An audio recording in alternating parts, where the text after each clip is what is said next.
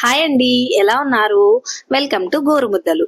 ఈ రోజు మనం ఇడ్లీలోకి మాత్రమే కాదు, దోశ, బజ్జీ ఇంకా అన్నంలోకి కూడా అద్దిరిపోయేలా ఉండే కారపొడి ఎలా చేసుకోవాలో చూద్దాం. అయితే మీరు ఇంకా మన ఛానల్ ని సబ్స్క్రైబ్ అవ్వకపోతే ప్లీజ్ డూ సబ్స్క్రైబ్. కారపొడి చేసుకుంటానికి ఫస్ట్ స్టవ్ మీద ప్యాన్ పెట్టుకుని 1 టేబుల్ స్పూన్ ఆయిల్ వేసుకోండి. ఆయిల్ వేడెక్కిన తర్వాత అంటే మీరు ఎంత ఘాటు తీసుకోగలరో దానికి తగ్గట్టు ఎండుమిర్చి తీసుకోండి. నేను ఇక్కడ సుమారుగా 15 నుంచి 20 ఎండుమిర్చి తీసుకున్నాను. ఎండుమిర్చిని ఫస్ట్ ఆయిల్ లో రంగు మారే వరకు ఫ్రై చేసుకోండి. గుర్తుపెట్టుకోండి, ఎండుమిర్చి మొత్తం కూడా లో ఫ్లేమ్ లోనే ఫ్రై చేసుకోవాలన్నమాట. అప్పుడే లోపల సీడ్ కూడా మంచిగా రోస్ట్ అవుతుంది. రోస్ట్ అయ్యి రంగు మారిన తర్వాత ఇంకొక ప్లేట్ లోకి తీసుకుని ఇప్పుడు ఇదే పాన్ లో ఇంకొక స్పూన్ ఆయిల్ వేసి ఆయిల్ వేడెక్కిన తర్వాత 3 స్పూన్ల ధనియాలు వేసుకోండి.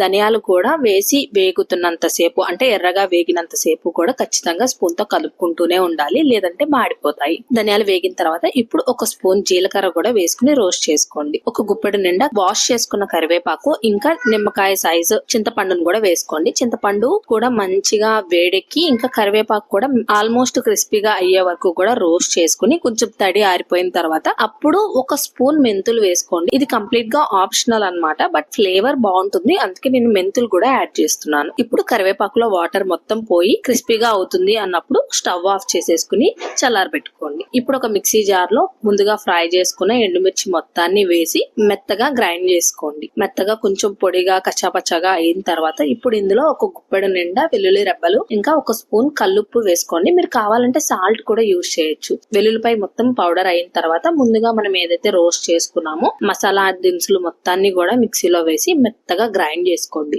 అంతే, చూసారా, చాలా సింపుల్ గా అయిపోతుంది, హెల్దీగా. అంటే మనం కొత్తగా ఏవేమో యాడ్ చేయక్కర్లేదు. ఏవైతే మన పెద్దలు క్రియేట్ చేశారో ఆ రెసిపీసే హెల్త్ కి చాలా మంచివి, నోటికి చాలా టేస్టీగా కూడా ఉంటాయి. మనం వెరైటీగా ఉండాలని ఏవేవో కలిపేదానికన్నా వాళ్ళ రెసిపీస్ ని అలాగే ట్రై చేస్తే చాలా టేస్టీగా వస్తాయి. సో చూసారు కదా కారపొడి ఎలా చేయాలో. రెసిపీ నచ్చినట్లయితే కనుక లైక్ చేసి మీ ఫ్రెండ్స్ అండ్ ఫ్యామిలీతో షేర్ చేయండి అండ్ సబ్స్క్రైబ్ అవ్వడం మర్చిపోవద్దు. Thanks for watching. Bye bye.